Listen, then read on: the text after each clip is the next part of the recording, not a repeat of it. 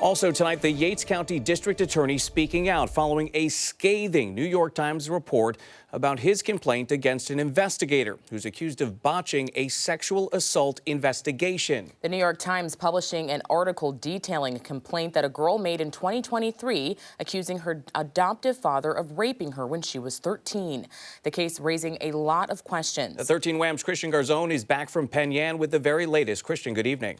Good evening. The New York Times reports the former investigator in this case, Megan Morehouse, still patrols Yates County. This after allegedly admitting she didn't believe the sexual assault victim, which only led to more alleged abuse.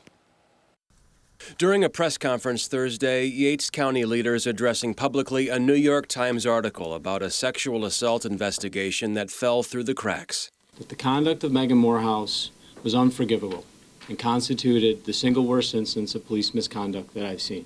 The Times article details a complaint made by a girl in Yates County in May of 2023 accusing her adoptive father of raping her over the course of 2 years. According to the article, the sheriff's investigator assigned to the case, Megan Morehouse, admitted she didn't believe the girl and didn't take basic investigative steps recommended by District Attorney Todd Casella.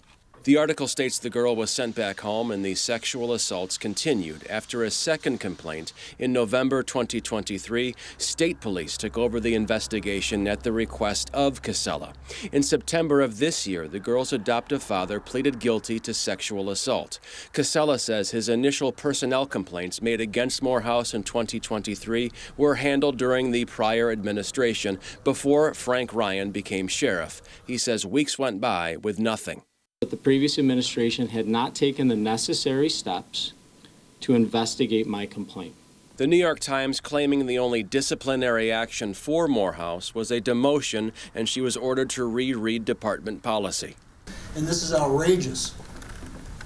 And the fact that she wasn't fired is a joke.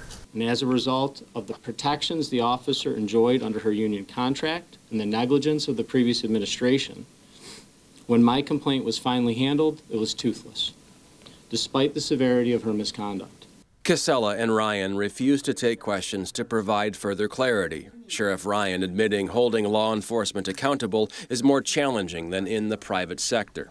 While I cannot comment on issues in the past, I want to assure all of you that we hold ourselves, as well as our officers, accountable. While the Times article says Sheriff Ryan, who took office in January 2024, was responsible for disciplining Morehouse, Casella only looked back at the prior administration.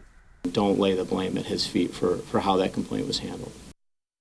As you heard in there, no questions were taken, so there are still points that need clarity. The New York Times story also has more details on this matter. We have a link over at 13wham.com.